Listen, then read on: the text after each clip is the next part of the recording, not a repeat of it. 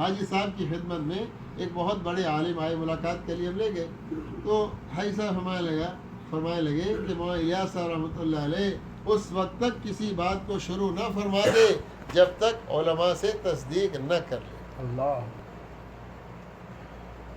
ایک مرتبہ چھری بغل میں چھپا کر لے گئے اور مفتی کفایت اللہ صاحب رحمۃ اللہ سے عرض کیا کہ حضرت ہم یوں محنت کرنا چاہ رہے ہیں، یہ بات سارا کام کا نقشہ سمجھایا کہ حضرت یہ ٹھیک ہے؟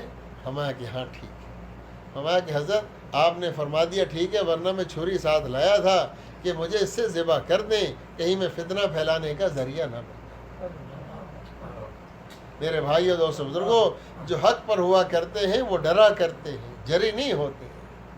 حق پر ہونے کی علامت جری نہیں ہوتی۔ یہ کیا بات ہوئی کہ ہم کام کو کیا سیرت پر لانا چاہتے ہیں، تو دادا اور پردادا نے بغیر سیرت کے کام کر دیا۔ اسلاف کی روش سے ہٹنا یہ گمراہی کی پہلی سیڑھی ہے۔ اسلاف کی روش سے ہٹنا۔ دو راستے جا رہے ہیں، دو راستے، ایک راستہ جا رہا ہے، آگے دو بن رہے ہیں، تو ظاہر ہے جو اس راستے پر مڑے گا وہ کہیں اور جائے گا، جو ادھر مڑے گا۔ یہ ٹرننگ پوائنٹ ہے، ٹرننگ پوائنٹ، اسلاف کے طرز سے ہٹنا۔ اللہ نے ہمیں محنت کا ایک طرز دیا ہے، اسی طرز پر جمنا ہے، ساتھیوں کو جمانا ہے، غیبت کے بول سے بچنا ہے، تہمت سے بچنا ہے، بغیر تحقیق کے بعد آگے نہیں، ساتھیوں کو سنبھالنا ہے، ساتھیوں کو سنبھالنا۔ یہ کام ہمارا مشورے کے ذریعے سے، یہ کوئی عمارت اور خلافت کا چکر نہیں ہے۔ یہاں تو نبی والی محنت میں تو مٹانا ہے، اپنے آپ کو مٹانا ہے، عمارت اور خلافت کا چکر نہیں ہے۔ یہ کار نبوت ہے، کار نبوت۔ خلافت تو موعود ہے، مقصود نہیں ہے، ہم اس کے لیے نہیں کر رہے ہیں۔ تبلیغ کے اندر یہ انتہائی گھٹیا درجے کی بات، بلکہ زبان پر نہیں آتی تھی کو کہہ کے بھی میں بیان کروں۔ آج بیان کون کرے؟ کوئی نہیں کہتا میں بیان کر لوں، تم نے کبھی سنا تھا؟ اور جماعت چاہے سیروزہ کیوں نہ ہو، اس کو امیر بنا دیں بھائی، ہر ایک کہتا ہے اس کو بنا دیں، اس کو بنا دیں۔ نبی پاک صلی اللہ علیہ وسلم کی خدمت صحابی فرماتے ہیں، میں اپنے چچا زاد بھائیوں کو لے کر حاضر ہوا، تو میرے چچا زاد بھائیوں نے کہا کہ اللہ کے کو عہدہ ہمیں دے دیں، ہمارا کہ جو ہم سے عہدے کا طلبگار ہوگا ہم ہرگز نہیں دیں گے۔ بڑا وہ ہے جس کو بڑے بڑا سمجھیں، جس پر بڑے اعتماد کریں۔ بڑا خود بخود نہیں بنا کرتا، بڑا تو بڑوں کے اعتماد پر بنا کرتا ہے۔ اپنے ذہن کو صاف کرنا ہے، اپنے ذہن کو صاف کرنا ہے، دائیں بائیں کے چکروں میں نہیں پڑنا ہے۔ کوئی عالم کا امیر، کوئی مدینے کا امیر، کوئی کہاں کا امیر، کیا مطلب ہے اس کا؟ ہمارا تو ایک کام ہے، اس میں عہدے کہاں سے آگے بھائی؟ کام ہے۔ تبلیغ والے اب تبلیغ والوں سے ہی ملتے ہیں اور مل کر بھی غیبت کرتے ہیں۔ ہمارا کام تو ایک ایک مسلمان پر محنت تھا،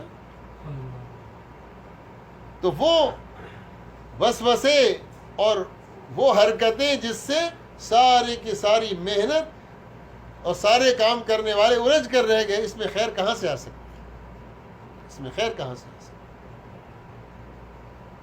تو کام کی نہج کی حفاظت مولانا محمد احمد صاحب نقل فرماتے ہیں کہ حضرت فرمایا کرتے تھے، کنواری کام کی حفاظت ایسے جیسے کنواری لڑکی کی حفاظت۔ ہر آدمی اٹھ کر کہنے لگے کہ میں صحابہ کی زندگی سے یہ اصول نکال کر لایا ہوں۔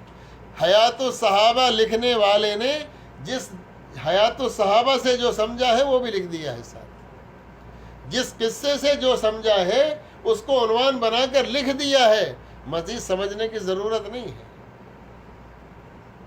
بلکہ ایک شام کے عالم نے جب یہ دیکھا، حیات الصحابہ کو فرمایا کہ جس نے یہ کتاب لکھ کر عنوان باندھے ہیں اس کے اوپر، یہ آدمی کو مجتہد قسم کا آدمی ہے، معمولی آدمی نہیں ہے۔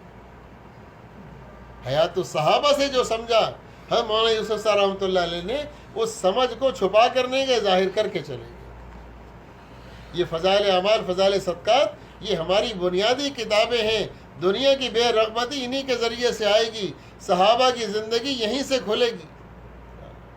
آپ کو لا الہ الا اللہ بھی ملے گا، اس میں محمد الرسول اللہ بھی ملے گا۔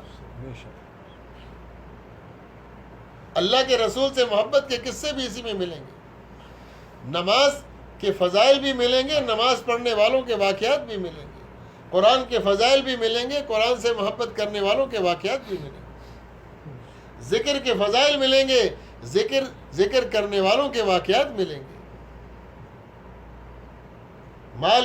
مال کی بے رغبتی، مال سے محبت کا انجام، وہ آپ کو اسی کے اندر ملے گا۔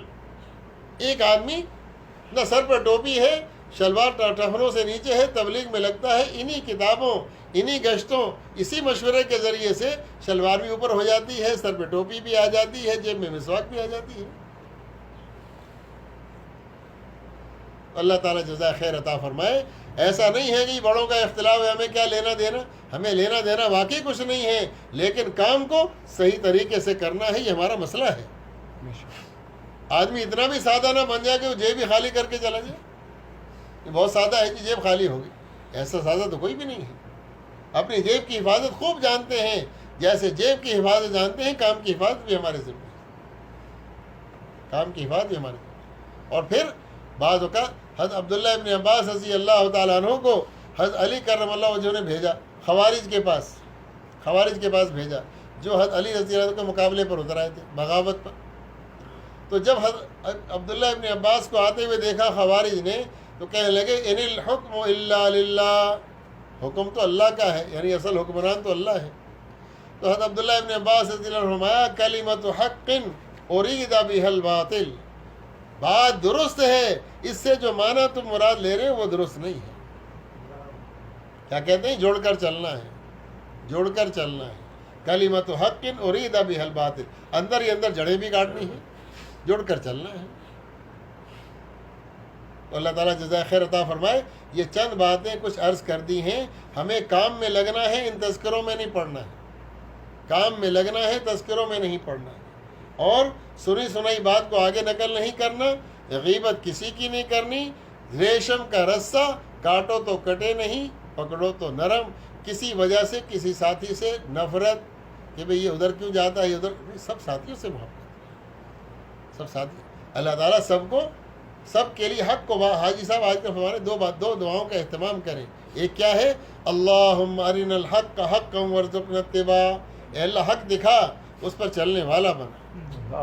اور اگلی دعا کیا ہے کہ ربنا لا تزغ قلوبنا بعد اذ ہدیتنا وہب لنا من لدنک رحمہ انک انت الوہاب۔ ایسا نہ ہو کام کرتے کرتے پاؤں پھسل جائے، کسی اور طرف چل پڑے۔ اللہ جزائے خیر عطا فرمائے۔ سب سے محبت ہمارے بڑے تو فرماتے ہیں کہ جس نے کلمہ نہیں پڑھا، انسان ہونے کے ناطے اس سے بھی محبت، نفرت نہیں۔ مرض سے نفرت ہوتی ہے، مریض سے نہیں ہوا کرتی، الجھنا نہیں ہے۔ ہم مولانا ظاہر شاہ صاحب فرمایا کرتے تھے بحث آپس میں نہ کیا کرو، بحث کرنے سے ایمان کمزور ہو جاتا ہے، بحث کرنے سے ایمان، ٹھیک ہے جی، اللہ جی۔